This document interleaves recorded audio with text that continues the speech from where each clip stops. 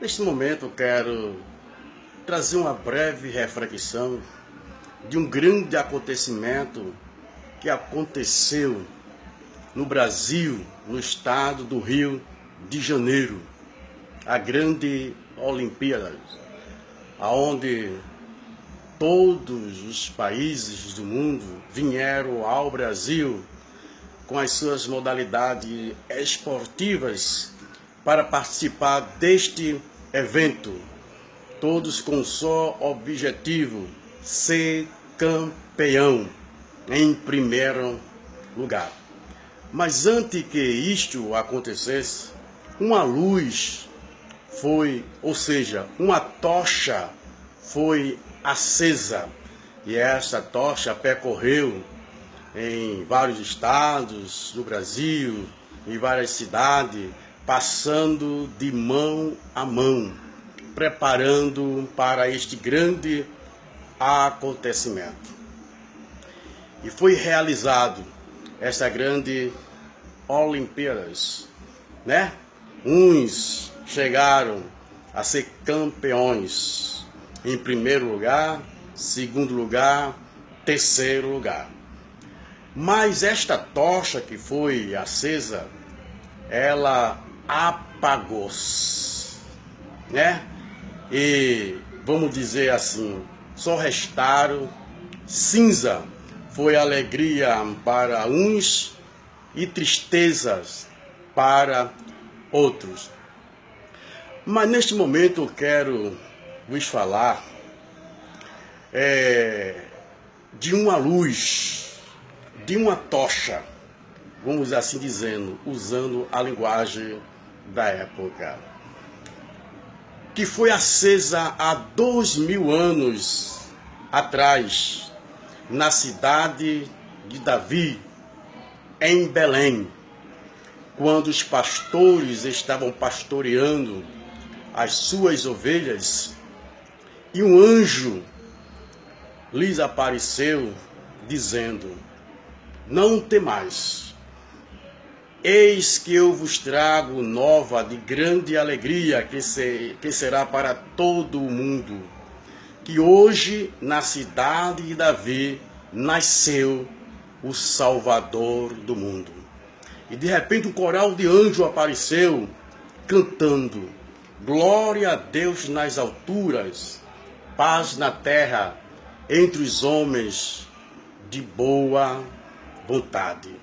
Esta luz foi acesa em uma manjedoura, porque não havia lugar para ele nascer.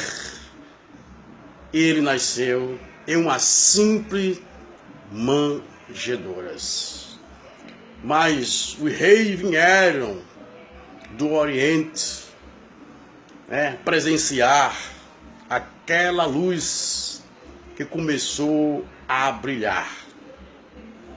E chegando diante daquela luz, eles trouxeram incenso, ouro e mirra. Ali estava aquela luz, aquele menino sendo homenageados pelos reis do mundo. Incenso, que significava o ministério que aquele menino iria realizar. Incenso significava o ofício de sacerdote. Então aquele menino, Jesus, ele foi o sacerdote e seria o sumo sacerdote. Ofereceram ouro, que significa o ministério de rei. A coroa do rei era de ouro, ele seria rei do rei. E mirra, ele seria profeta, o profeta era ungido com óleo sobre a sua cabeça. Então Jesus assumiu esses três ofícios, que eram pessoas diferentes que assumiam esses três ofícios, mas Jesus assumiu esses três ofícios. Ele foi profeta, ele foi sacerdote, ele foi rei, né? E é rei, e reinará para todo o sempre. Então essa luz raiou há mais de 2000 anos atrás, para iluminar aqueles que se encontram na densa treva espiritual, na negridão espiritual.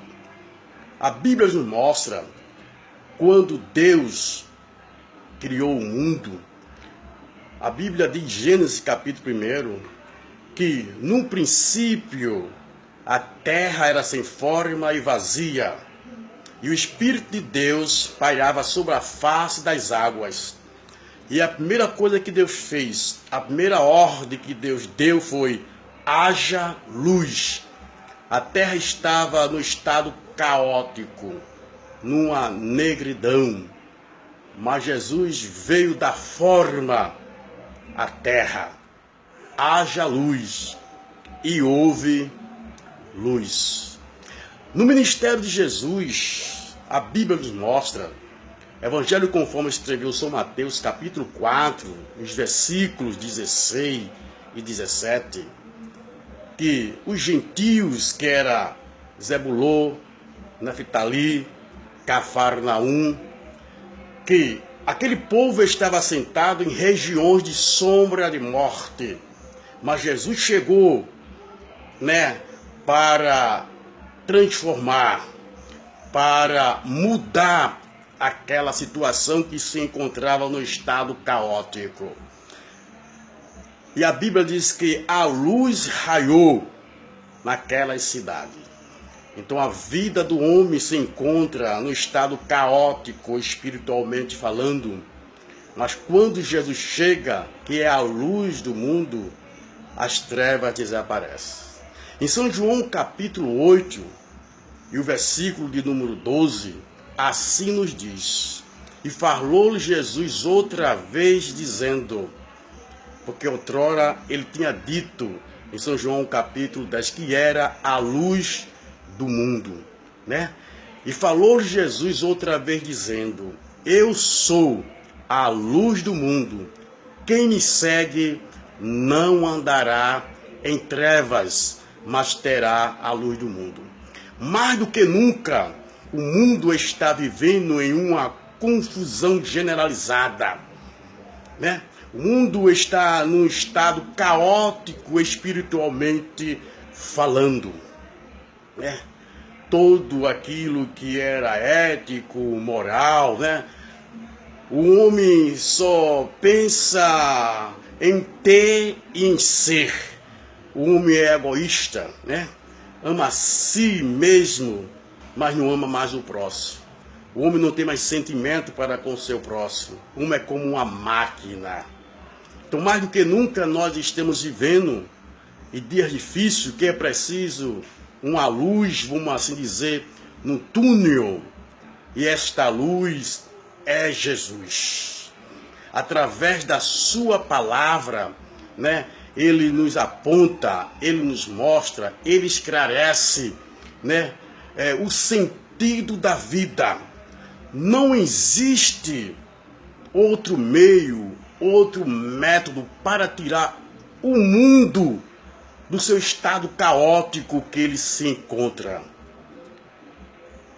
É verdade que existem as religiões que estão espalhadas pelo mundo todo, mas as religiões não podem resolver o problema do ser humano, porque todas as suas religiões têm o seu conceito, têm a sua filosofia, têm os seus líderes, Então há uma confusão, de um denominador comum do que é certo, o que é correto.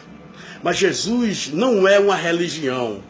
Pelo contrário, ele veio salvar os religiosos, Então Jesus se apresenta para o mundo, para as religiões, seja o judaísmo, seja o islamismo, seja o cristianismo, Ele se apresenta-se como o Salvador, como a luz do mundo, porque o sentido da palavra religião, que do latim significa religionem, que significa religare, aquilo que foi desligado, atar, né? Novamente, esse é o sentido da palavra religião.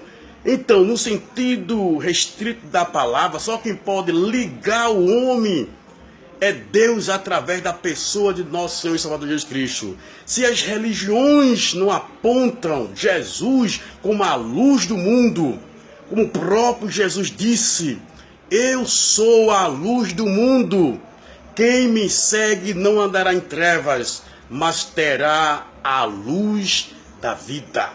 E o próprio Jesus disse em São João capítulo 14, versículo 6, eu sou o caminho, a verdade e a vida. Ninguém vem ao Pai a não ser por mim. É bem verdade, eu estou falando neste momento, não a minha palavra, não um pensamento de um filósofo, de um teólogo. Eu estou falando a Bíblia, que é a palavra de Deus, que é um livro sacrossanto, que o homem acredite ou não acredite, ela não deixa de ser a palavra de Deus, né? A Bíblia Sagrada para a humanidade é o único livro perfeito, né, que mostra como tudo surgiu, como está acontecendo, e como irá acontecer, e como irá terminar, que o homem queira ou não queira acreditar, mas todo dia ela se cumpre-se. Ela quem diz que o homem se encontra na cegueira espiritual, distante de Deus. Ela quem diz que como foi no dia de Noé, comiam, bebiam, davam-se em casamento, assim também será nos últimos dias que nós estamos vivendo. Mas ela também diz que Jesus está voltando para arrebatar um povo, né, que deu crédito, né, o seu sacrifício, que depositou a sua fé nele como Salvador e Senhor. Ele está voltando para arrebatar a sua igreja, né, e resolver o problema do mundo. Porque o mundo não está fora do controle de Deus. É verdade que ele se encontra em uma desordem política, numa desordem religiosamente falando também, muitas distorções com respeito à verdadeira palavra, mas ela também já diz que iria acontecer todas essas coisas, falsos cristos, falsos profetas, fazendo milagres, prodígios e maravilha, se possível iria enganar até aqueles verdadeiros cristãos, aqueles verdadeiros que acreditaram, que acreditam na infalível, na inerrante palavra de Deus. Então, as Olimpíadas terminou só daqui a 4 anos, isto é, se Jesus não vier arrebatar a sua igreja.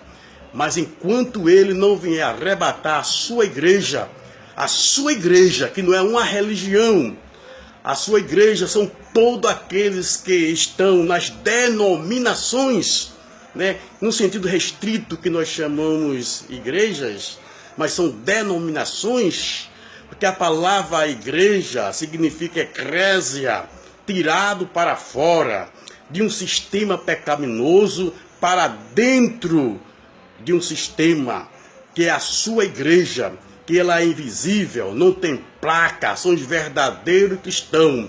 Foi aquilo que Jesus disse para Pedro, quando Jesus perguntou, o que diz o povo, seu filho do homem, se referindo a ele mesmo. E Pedro disse, um diz que tu és Elias, outro diz que tu és João Batista, ou qualquer um dos profetas. E Jesus dirigiu-se para Pedro e disse, e vós, quem dizei que eu sou? Pedro e os apóstolos que estavam presentes. E Pedro disse, tu és o Cristo, o Filho do Deus vivo. E Jesus disse para Pedro, bem-aventurado és tu, Simão Bajonas, porque não foi a carne e o sangue quem tu revelou, mas meu Pai que está no céu. Por isso eu te digo que tu és Pedro. Pedro aqui é fragmento de pedra. Há um trocadinho no grego que significa petro, fragmento de pedra. E sobre petra, que significa rocha, é uma coisa firme, estável. Eu edifico a minha igreja. A igreja não está edificada sobre Pedro, mas está edificada sobre Jesus. E Paulo deixa bem claro isso. 1 Coríntios capítulo 3, versículo 11. Ninguém pode pôr outro fundamento além daquele que já foi posto. Jesus é o fundamento, é a base. E Jesus disse para Pedro que as portas do inferno não iria prevalecer contra a sua igreja. Nós vemos que a investida foi grande de Satanás para destruir os primeiros cristãos. Ele usou a morte, a perseguição, como todos conhecem a história dos cristãos no Coliseu de Roma. Eles morreram por causa do Evangelho, por causa da palavra de Deus. Então foi frustrado esse plano de Satanás. Em países nós vemos aí que estão sendo mortos por causa do Evangelho. Mas Jesus deixou bem claro isso, que por causa do seu nome seriam perseguidos, seriam mortos, mas disse: exultai-vos e alegrai-vos, porque grande será o vosso galardão, a vossa recompensa lá nos céus. Eles morreram na fé viva, mas vai haver uma ressurreição para a vida eterna e outra ressurreição para a condenação, para o juízo eterno. Isto irá acontecer. Então o diabo tentou destruir a igreja de Cristo e não conseguiu. E nesses últimos dias ele está usando a tática antiga que ele usou lá no Éden, colocando dúvida, contrariando a palavra de Deus. Porque a arma mais poderosa na mão de Satanás e de seus ministros, que ele se transfigure anjo de luz, o apóstolo São Paulo diz, com as suas inverdades, meia-verdade, enganando o povo com as suas filosofias, com o evangelho filosófico, com o evangelho da prosperidade, com o evangelho de cura, de prodígios e maravilhas, confundida a mente de muitos. Mas a igreja, ela é dirigida, iluminada pela palavra de Deus, pelo Espírito Santo de Deus. Então estamos nos últimos dias do regresso de nosso Senhor e Salvador Jesus Cristo. A Bíblia diz, o apóstolo São Paulo profetizou sobre antes do regresso do nosso Senhor e Salvador Jesus Cristo. Quando vocês ouvirem dizer paz e segurança, lhes sobrevirá repentina destruição. Ou seja, é um ditador mundial que irá se levantar, que é o anticristo.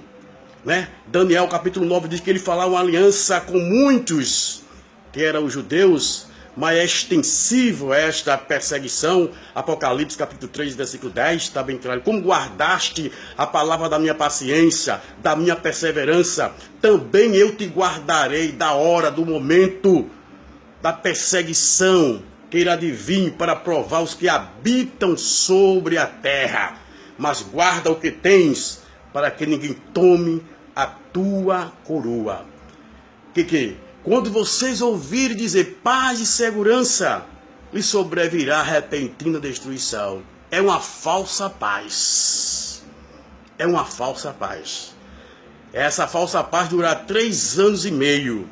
E na metade da semana ele quebrará o pacto com Israel, implantará o seu sistema mundial. Só compra, só vende quem aceitar o seu carimbo na testa ou na mão direita e lhe adorar. Mas a Bíblia é bem clara, em Tessalonicenses capítulo 2, versículo 5, com respeito à igreja. Paulo escreveu aos Tessalonicenses: mas vocês não são filhos da ira de Deus, que é a grande tribulação. Vocês não são da noite, que é o período da grande tribulação. Vocês serão do dia. Então, Jesus está às portas.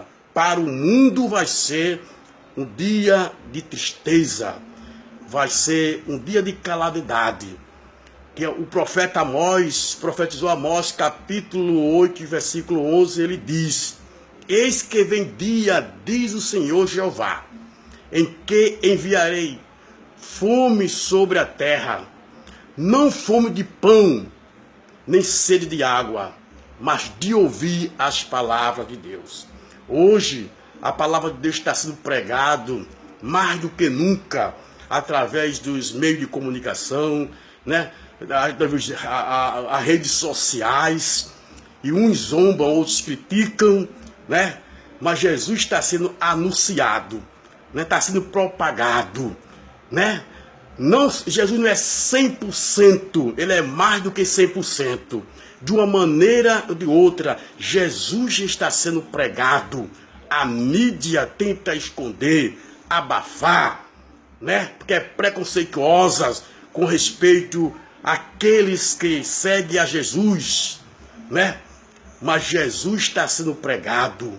Jesus é a solução para o homem que se encontra perdido. Jesus é a verdadeira luz do mundo. A tocha foi apagada, só resta cinza. Mas Jesus continua sendo o mesmo ontem, hoje e eternamente. Então permita que Jesus entre em sua vida, ilumine a sua vida. Porque foi Jesus quem disse: eu sou a luz do mundo. Quem me segue não andará em trevas, mas terá a luz da vida.